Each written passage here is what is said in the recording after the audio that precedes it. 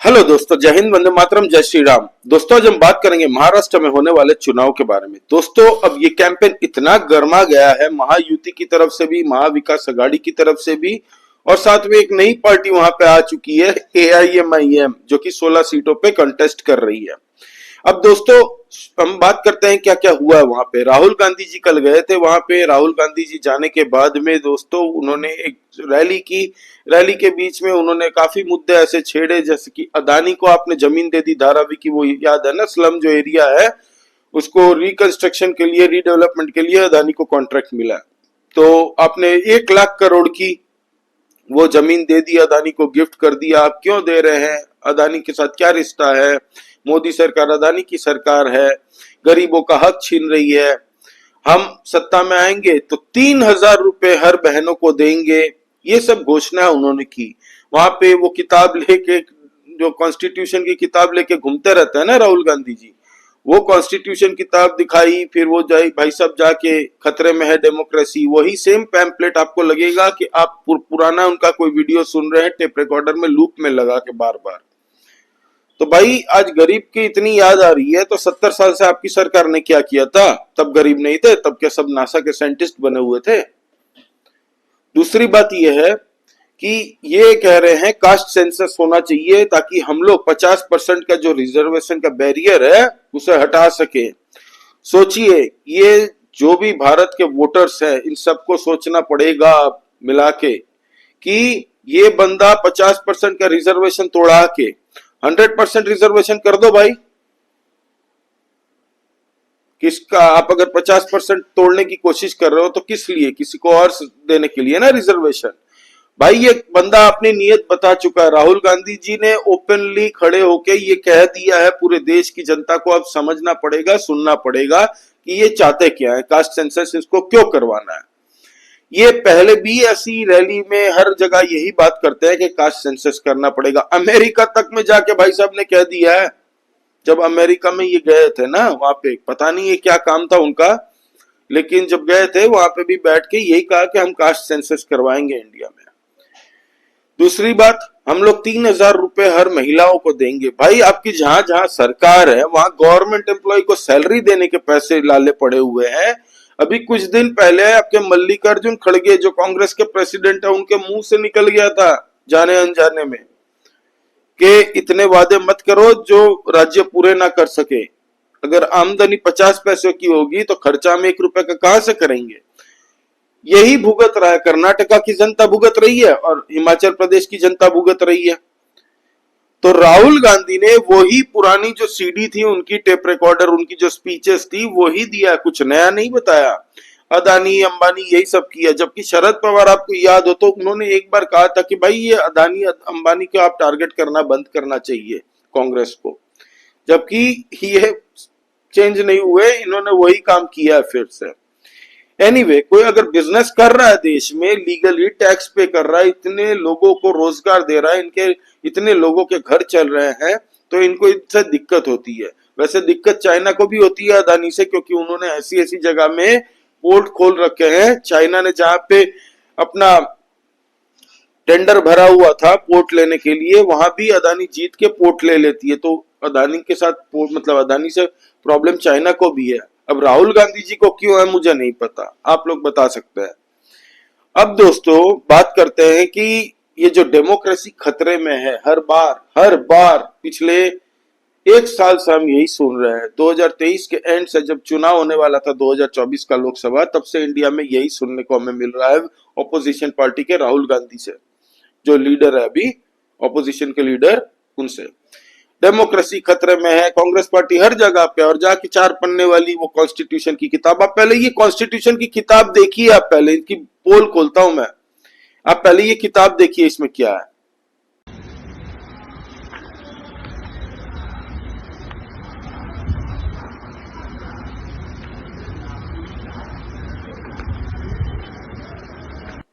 तो देखा आपने दोस्तों कैसे बेवकूफ बनाया जा रहा है लोगों को। ये बाबा साहेब अंबेडकर की संविधान की कस्में खा रहे हैं, बाबा साहब अंबेडकर का दर्द दिखा रहे हैं कि हमें कितनी चिंता है, नरेंद्र मोदी कॉन्स्टिट्यूशन बदल देंगे। भाई जो बंदा पिछले 10 साल में नहीं बदला कॉन्स्टिट्यूशन, अगर वो चाहे तो बदल सकता है।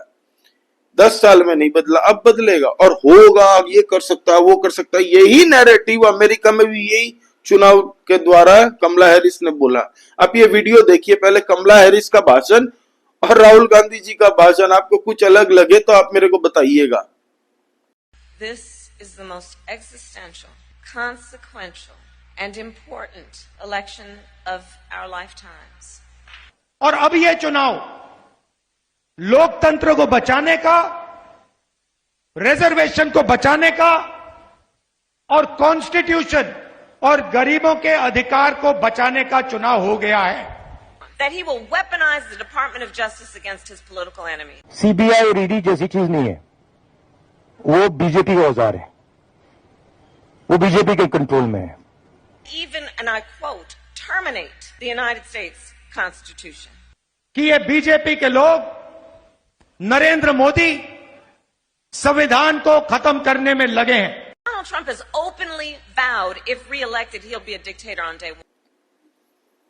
अब दोस्तों हम आ जाते हैं ओवैसी ब्रदर्स पे।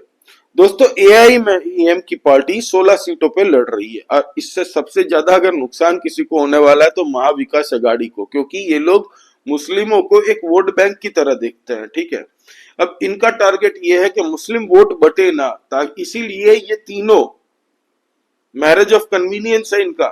उद्धव ठाकरे की शिवसेना, शरद पवार और राहुल गांधी की कांग्रेस, इन तीनों ने हाथ जुड़ा के महाविकास अघाड़ी बनाई है ताकि मुसलमानों का वोट ना बदले। एआईएमआईएम जो ओवैसी की पार्टी है दोस्तों, वो बोलती है कि भाई हम क्यों ना लड़े, और सही बात है उसकी।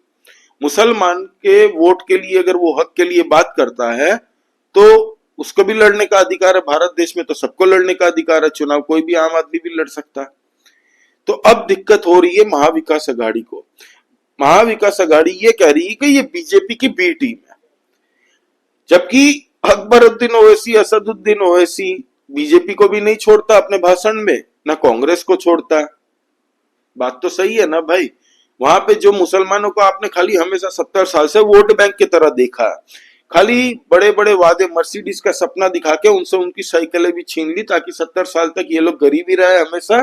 और इनका ये एजेंडा है कि हमें वोट देते रहे। बीजेपी के दुश्मन दिखाओ इनको, बीजेपी को बोलो बीजेपी आते तुम्हारा हक मार लेगी। बीजेपी को दुश्मन दिखा के ये अपना वोट बैंक इंटैक्ट रखता है। अब अकबरुद्दीन ओवैसी, असदुद्दीन ओवैसी एंट्री मार चुके हैं तो इनको तकलीफ हो रही है। असदुद्दीन ओवैसी का एक बयान आया दोस्तों, आप एक बार देख लीजिए, सुन लीजिए आप ये बयान पहले, इसके बाद मैं बात करता हूं। अब बीजेपी के उम्मीदवार है, अब उन्होंने तो खाली गाली दे रहे मेरे को, ये ऐसा वो ऐसा, वक्फ का हम वो ले लेंगे, हम मस्जिद ले लेंगे, हम कब्रस्तान ले लेंगे, हम खानखा ले लेंगे, हम फुला ले लेंगे। अरे भाई साहब, आप क्या क्या लेना चाहते, क्या क्या लेना चाहते आप? याद रखो हम भी ले सकते, तुम्हारी याद रखो। हाँ, 20 तारीख को हम लेंगे, क्या लेंगे वो तुमको मालूम। 20 तारीख को हम लेंगे, क्या लेंगे? धूलिया की सीट फारूक शाह के लिए लेंगे इंशाअल्लाह ताला। दोस्तों असदुद्दीन ओवैसी को आपने सुना, उनकी भाषा, उनकी लैंग्वेज से किसी को दिक्कत नहीं है, वो नहीं बांट रहे, वो तो जोड़ रहे हैं सबको फेविक्विक लगा के, है ना। तो वही है दोस्तों, इनसे, इनकी लैंग्वेज से किसी की दिक्कत नहीं होती। और इनके भाई तो इनसे एक कदम और दूर। भाई साहब ने 15 मिनट का बयान दिया था, आपको याद है पिछली बार जब नोटिस आ गई थी आप आओ जेल में कोर्ट से, तो वही 15 मिनट का एक स्लाइली, एक मजाकिया अंदाज में आप कह सकते हैं, चुटकी लेते हुए उन्होंने फिर वो 15 मिनट याद दिलाए अपनी सभा में। आप एक बार ये उनका भाई के भी वीडियो देख लीजिए, फिर बात करते हैं।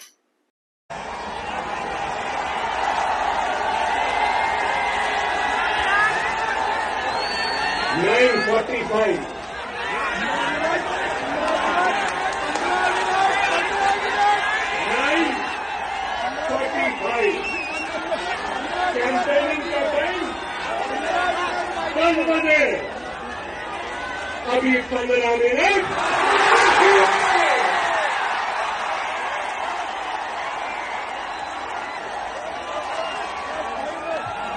अरे भाई 15 मिनट बाकी है, सबर करिए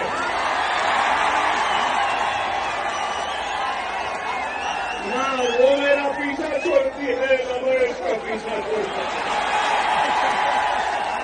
चल रही है, मगर क्या तो आपने देखा दोस्तों, ये दोनों भाई मिलके किस तरीके से किस भाषा में बात करते हैं, और इनको दिखता है योगी आदित्यनाथ जी का बयान।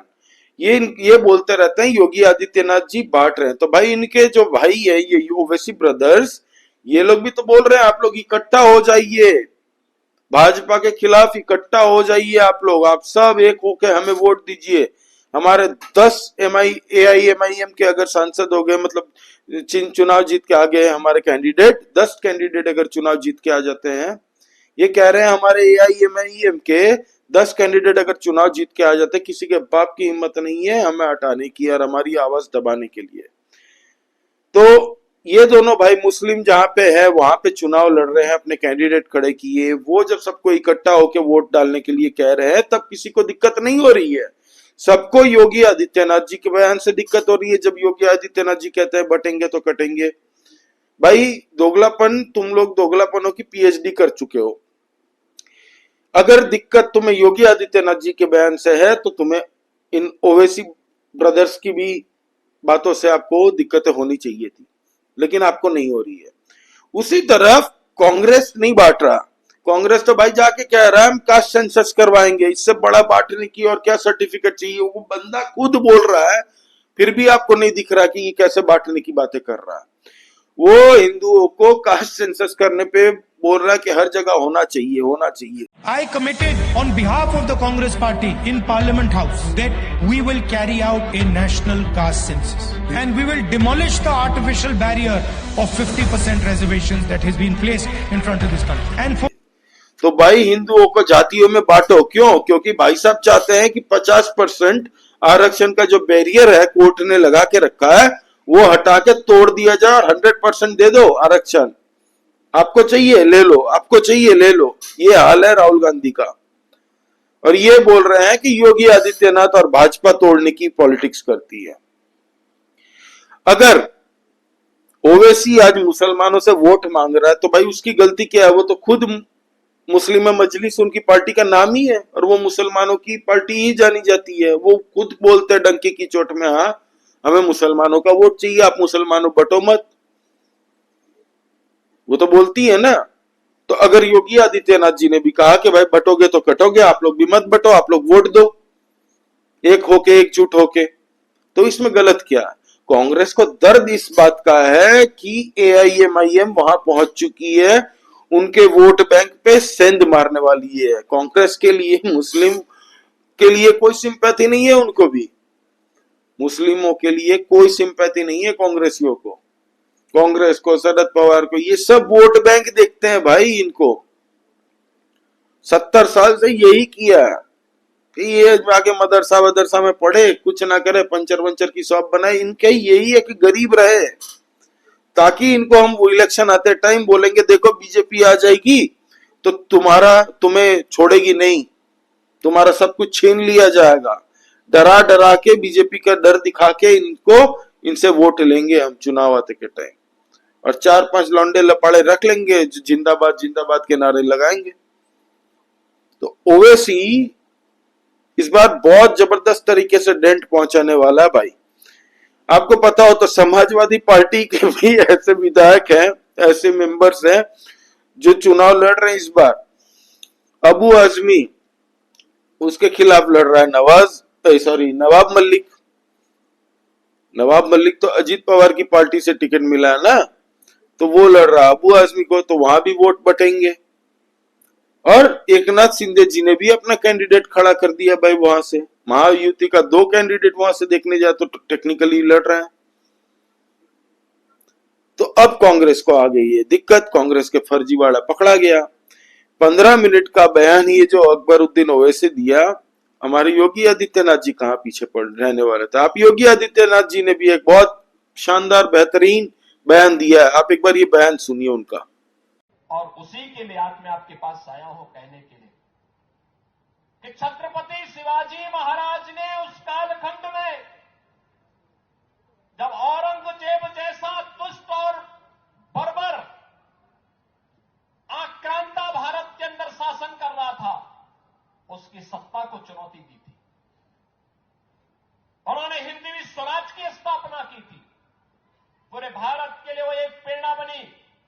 और इसीलिए मुझे याद है जब 2017 में मुझे उत्तर प्रदेश का मुख्यमंत्री बनाया गया, मैं आगरा में गया था। आगरा में मैं जब निरीक्षण कर रहा था, मुझे बताया गया कि यहां पे एक मुगल म्यूजियम बन रहा है। मैंने कभी मुगल का भारत से क्या संबंध है, आगरा से क्या संबंध है? मुझे बताया गया कि औरंगजेब ने यहां पर रह करके बहुत दिनों तक शासन किया था। हमने कहा उनका संबंध क्या है भारत से? हमने कहा भारत का संबंध छत्रपति शिवाजी महाराज से है। इस म्यूजियम का नाम बदलो, म्यूजियम का नाम बदलो। ये मुगल कालखंड और स्थापत्य का नहीं बनना चाहिए, बल्कि मराठा और छत्रपति शिवाजी महाराज का प्रतीक बनना चाहिए। और बहनों और भाइयों, हम लोगों ने इस पूरे म्यूजियम का पूरा आर्किटेक्ट ही बदल करके छत्रपति शिवाजी महाराज की स्मृति को वहां जीवंत करने का काम किया है। तो दोस्तों, योगी आदित्यनाथ जी ने महाराष्ट्र पूरे चुनाव में बहुत ताबड़तोड़ तरीके से एक बोलते ना कमबैक किया, और महाराष्ट्र चुनाव अभी इतना इंटरेस्टिंग हो चुका है दोस्तों। गलत क्या क्या है? योगी आदित्यनाथ जी के बयान से कांग्रेस, शरद पवार और उद्धव ठाकरे सबसे ज्यादा घबरा रहे हैं कि भाई मैं तो, मेरे पापा बाला साहब ठाकरे हिंदू हृदय सम्राट की छवि है। मैंने दोगलामी करके अपने एम्बिशंस के चलते सीएम बनने की चाह में मैंने कांग्रेस के साथ और शरद पवार के साथ हाथ तो मिला लिया। अब चुनाव में अगर वोट नहीं मिलते हैं तो मेरी पार्टी तो वैसे ही खत्म है। ये उद्धव ठाकरे भी जानते हैं। इस बार चुनाव में अगर खस्ता हाल हो गया ना उद्धव ठाकरे का, जो कि होना निश्चित है, उद्धव ठाकरे की पार्टी को वहां की वोटर्स भी सपोर्ट नहीं करते, क्योंकि उद्धव ठाकरे भाई आइडियोलॉजी से बंदा चेंज हो चुका है। और जब ये सीएम भी था ना, कोई काम किया नहीं है। पिछली बार इसको वोट मिल गए थे, भाजपा के साथ था इसलिए। और इस बार जो शिवसेना के वोटर्स थे, पूरी तरह से एकनाथ शिंदे जी को वोट मिलेगा भाई। वो ऐसा नहीं है कांग्रेस, शरद पवार और इनको वोट देंगे। वो लोग वोट देंगे एकनाथ शिंदे जी को और बीजेपी को। आइडियोलॉजी मैटर करती है भाई। हमने बीजेपी को सेंटर पे इसलिए नहीं लाया कि 2 रुपए 4 रुपए पेट्रोल के दाम बढ़ गए तो होई हल्ला मचाए। भाई पूरे वर्ल्ड की यही हालत है। पूरे वर्ल्ड में इन्फ्लेशन सबसे कम इंडिया में ही है, अभी देख लो। तो ये हाल है दोस्तों। राहुल गांधी जी ने महंगाई के बारे में बात की भाई, कहा कि आपके हक छीन लिए जाएंगे, डेमोक्रेसी खतरे में है, कास्ट सेंसस बढ़ाएंगे। तो राहुल गांधी जी पुराना वही टेप रिकॉर्डर चला चला के वही सुना रहे हैं सबको। पब्लिक भी पक चुकी है अब उनके बयान से। और जहां तक बात है AIMIM के दोनों भाई बंधुओं को, इनको बता दिया जाए कि वहां योगी आदित्यनाथ जी, आप लोग जाके अपना मुस्लिम वोट जुटाओ भाई, योगी आदित्यनाथ जी अपना काम करेंगे। कांग्रेस को दिक्कत हो रही है उससे, क्योंकि अब वोट कटता दिख रहा है इनको। महाविकास अघाड़ी जो है दोस्तों, को महाराष्ट्र चुनाव के बाद में खत्म हो जाएगा। आप लिख के रख लीजिए, फुल एंड फाइनल चैप्टर चल रहा है महाराष्ट्र की पॉलिटिक्स में महाविकास अघाड़ी का। इसके बाद सब अपने अपने रास्ते निकल लेंगे। फिर कुछ नया देखा जाएगा बाद में जो होगा उनके हिसाब से। तो ये अब तक का दोस्तों डेवलपमेंट थी महाराष्ट्र पॉलिटिक्स में। अब तक की जो बातें थी वो है, कल और आज के बीच में जो हुआ अभी तक का। अब दोस्तों क्या अपडेट निकल के आती है, आज क्या क्या होता है सारे दिन में, इसकी भी हम लोग चर्चा करेंगे। आप लोग प्लीज सब्सक्राइब कीजिए इस चैनल को, लाइक कीजिए इस वीडियो को, और दोस्तों प्लीज कमेंट करके बताइए आपको किसका पलड़ा भारी दिख रहा है, और AIMIM की एंट्री से किसको खतरा होगा, किसकी पार्टी को खतरा हो रहा महसूस हो रहा है, महाविकास अघाड़ी को या महायुति को। तो प्लीज सब्सक्राइब दिस चैनल। जय श्री राम आप सभी भाइयों को, जय हिंद, वंदे मातरम। प्लीज सब्सक्राइब करें।